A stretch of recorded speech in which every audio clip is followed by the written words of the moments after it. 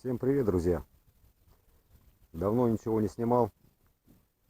Вот попалась такая возможность, появилась возможность снять очередную мою поделку. Представляем вашему вниманию дровокол. Вот такой дровокол я сделал.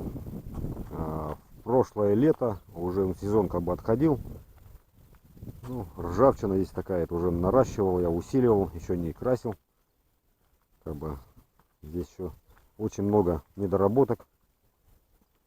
А именно, нужно сделать подъемник, что я сразу заложил в конструкцию. То есть выносные сделал длинные швеллера, приварил, чтобы подлиннее были, сразу можно было подъемник делать ему. Ну и много еще по мелочам. Такая вот модернизация должна происходить потихоньку. Ну, начнем с того, что двигатель у меня стоит 18,5 лошадиных сил.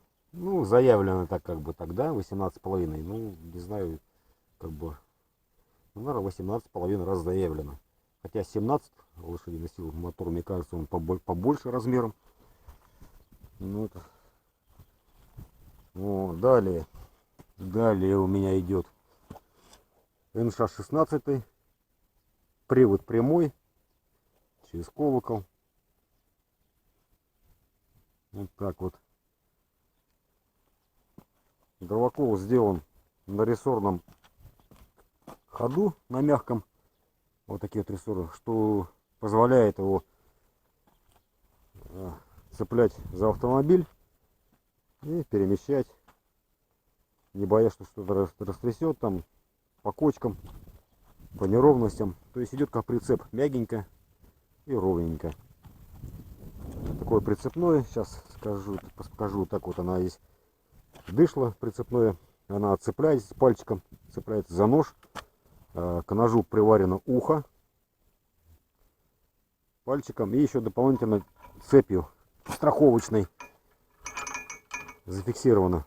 Вот так вот. В случае, если вдруг оторвется ухо, то все-таки все на цепи удержится. То есть предусмотрела я такие ситуации нештатные, такие, вдруг что-то такое. Но здесь, конечно, не оторвется, само собой, как бы такие болты на 24 штуки, как бы, и ножу ничего не будет. Но здесь я уже предусмотрел, как бы, и предохранился, что вдруг и ухо оторвет, как бы, ну, хоть она приварена, четверка электродом, хорошо прогрета, но все равно. Вот. Снимается это дышло, и все, и дровокол выставляется на эти опоры, ослабляется, опоры опускаются, две опоры с двух сторон. И все, у него балансировка сделана очень хорошо, он никуда не качается, не прыгает, не наклоняется. Вот. Берешь одной рукой его за дышло, приподнимаешь спокойненько, у него разрисовка отбалансирована, центр тяжести. Ну, маленько, чуть-чуть вперед смещено, немножечко там, может, килограмм, там, 2. Не критично. И все, и он перемещается вручную. Далее распределитель R40. Ну, все заточено, как бы, на N16, на 40, на R40 заточено. Цилиндр. Так, цилиндр, значит, 80 диаметр. Шток на 50, на 40 не стал ставить, именно на 50 шток поставил, помощнее. И вылет штока 930, но я его отпиливал. Шток, потому что 930 много, и он торчал очень сильно, если не заходил далее. Надо было брать на 560 цилиндр.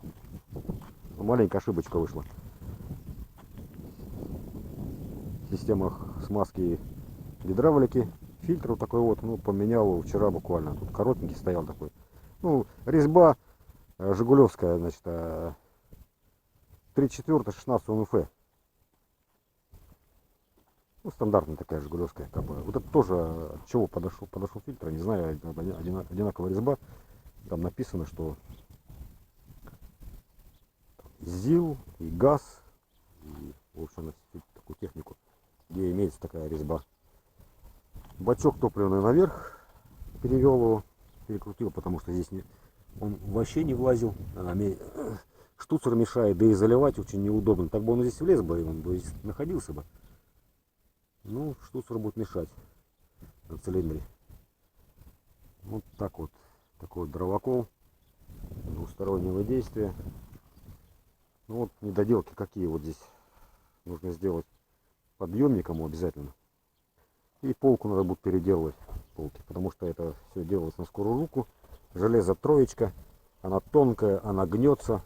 И вот здесь вот меня сучок зацепило, когда в ту сторону колол. И завернула всю эту полку туда вот. Прямо трубочка завернула. Это надо все будет опять вырезать. И делать, наверное, железо, наверное, ну, четверка, пятерка железа. Может, с арматуру даже сварить такую полку. Как бы сварить с арматуры. Она арматура пружинистая. Сталь там хорошая. Ну, подумаю, в общем, как бы. Подумаю, как лучше сделать. Не доел, какие еще. Нужно делать вставыши сюда сменные. Где вот ролики ходят. Ну, мне это не нравится, как бы, что она парами там ходит. Вот здесь смазываю сейчас литольчиком. Как бы, чтобы сильно не ело, не драло здесь. Как бы временно. Ну, вставыши уже у меня приготовлены. Это все будет разбирать. Каретку вынимать. Сразу полку, эти полки вырезать, срезать. Заодно и доступ будет, как бы. И сделаю эти вставыши на прихватках. Чтобы они были сменные. Нож. Самая центральная несущая. 20-ка с бульдозера. Нож 20 мм толщиной. Ну а эти уже идут 16-е. Тоже с отвалов бульдозеров. С ножей. Ну и маленькая тут ошибочка. Слишком широкий его сделал. Не надо так делать. Широкий. Хватило бы там, не сколько, 45. Ну хватило бы, не знаю, даже можно уже делать. Вот. И нож можно запасной сделать на 4 части сюда. Не обязательно на 8 частей. Это все тоже лишнее. Треугольники длинные получаются. Народу не нравится. Им кажется, что это большие поленья. Хотя на 20 полена чурку пропускаешь, на 8 частей, как бы треугольнички получаются, все равно считается. Ну, острые углы такие длинные, и они считают, что большие поленья. Вот сейчас собираюсь ехать работать. Там 3 машины дров, там 15 кубов вывалено. Вчера начал. Ну, начал вчера колоть, поколол где-то часа 4. И у меня как бы на испытание было. Здесь маслоохладитель я самодельно делал. Вот я вчера соединил, закольцевал. Обраточку ему закольцевал здесь. И маслоохладитель у меня потек. То есть я в качестве маслоохладителя использовал отопитель, печку, радиатор отопителя с ВАЗ-2101. Как бы так, ну, давление одно и то же там в системе, да, получается, что в системе охлаждения там давление повышается там до 1 атмосферы. И здесь тоже сброс. Здесь нет давления, как бы она сразу сбрасывает через фильтр. Но все равно маленькое давление есть, как бы, ну, одно и то же здесь получается, может быть, 1 атмосфера. Но не выдержала по причине того, что рычагом ты дергаешь постоянно, а здесь давление то повышается, то понижается на рукаве сброса. И как бы ее там, ну, скорее всего, не выдержал таких резких перепадов давления, и он потек. А так бы, может быть, если постоянно было бы давление, она бы выдержала. Поэтому вчера вот все это выкинул, буду думать, что другое делать маслоохладитель. Потому что в жару летом, ну, греется гидравлика. Скорее всего, из-за того, что обороты прямые, ну, как бы, не знаю, на 40, распределитель на 40, R40 у меня стоит. Скорее всего, проходное сечение маленькое, и из-за этого, может быть, из-за этого греется. Мне кажется, что сильно греется, руку не удержать на фильтре. Как бы 3 секунды, и не удержать на фильтре, дергиваешь. Там буду делать другое маслоохладитель, уже детали приготовил, будет более мощный такой, хороший, крепкий. Нашел я на металломе. Из чего сделать, значит, будет радиатор отопления мелкоребристый, система отопления, он как раз туда вписывается хорошо. Там можно маленько подрезать ее. И сюда еще дополнительно буду делать насадку на фильтр ребристую, как бы с ребрами сварена будет она одеваться, хомутом стягиваться, и здесь будет стоять кулер. Кулер от компьютера, там на 2200 оборотов я посмотрел, есть в продаже 2200 оборотов, и все, будет включаться по таймеру, по контроллеру. Контроллер тоже скоро должен мне прийти, я его заказал. Сюда вот здесь уже сразу сделал для датчика температуры, для контроллера глухой вход, он глухой есть, датчик сюда будет вставляться. Контроллер, я так думаю, где-нибудь вывести сюда вот сам вот циферблат панельку здесь, возле масла охладить, чтобы не видно было его. Ну, он будет включаться по температуре. Ну, электроэнергия, здесь генератора нету. Как бы компьютерные они, вот эти вот кулеры, они много-то не берут там сильно. Как бы если хватит на аккумулятора, надолго его хватит. То есть зарядить полный аккумулятор, допустим, СТ-60, там 55, где-то здесь аккумулятор будет. И его будет хватать на охлаждение. Не будет он так быстро садиться. По-любому на день хватит. А там уже вечером поставил на зарядку аккумулятор, все, он будет заряжен, и энергии хватит опять до следующего раза. Так что это не вопрос, что генератора нету. Просто постоянно заряжать аккумулятор. Вот так вот. Два кулера будут работать. Один здесь будет кулер работать, один здесь будет на магистрали. Буду два делать. Ну, не нравится мне, что греется. Я уже насос уже поменял. А насос первый у меня отработал, расколол я ему 350 кубов. И он стал плохо работать, потек. Тем более он был у меня разборный, с двух половинок, с крышек. Как бы там кольцо потекло, выдавило кольцо, кольцо поменял, все равно текло. Так что как-то вот так вот. Сейчас купил вот такой вот насосик стоит. Так, ну да. 16. А здесь у меня в полости. Ну это колокол сам варил. Может быть какие-то смещения. На всякий случай смещения есть, чтобы не дровой сильно там шлицы. Сюда заливается у меня масло для смазки шлицевого соединения. То есть такой выведен длинный сапун, чтобы масло не выкидывало. Вот шланг. Вот он. Прицеплен сюда. Потому что без него масло выкидывает. И все, залито масло. Полное масло залито здесь. Так что купаются шлицевые соединения в масле. Не на сухую. Сделан на всякий случай, потому что ну, центровка вручную сделан колокол. Знаете, центровка тут ну, уже по все по миллиметру вымерила. Все равно какое-то смещение произойдет. И шлицы может разбить. Поэтому, ну вот отработал в прошлое лето. Ничего, вроде нормально все разбирал. Когда насос меня посмотрел, ну маленечко есть биение слегка там, ну износ. Ну, вообще никакой. Просто рабочий зазор. Вот так вот. Ну сейчас поеду вот там. Постараюсь поснимать вам, как он работает.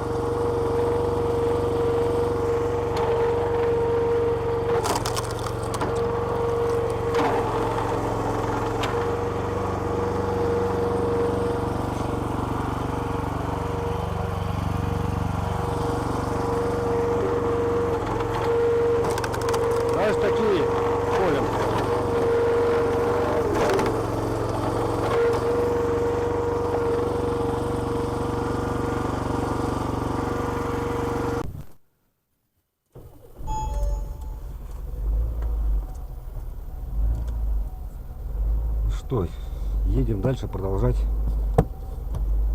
работать, зарабатывать.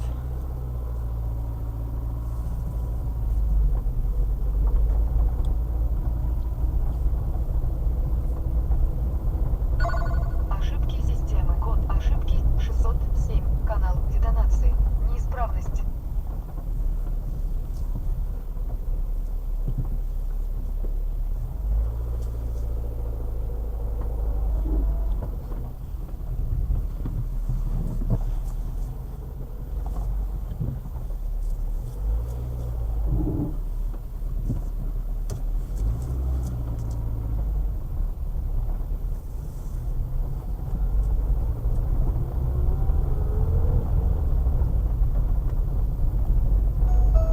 Внимание!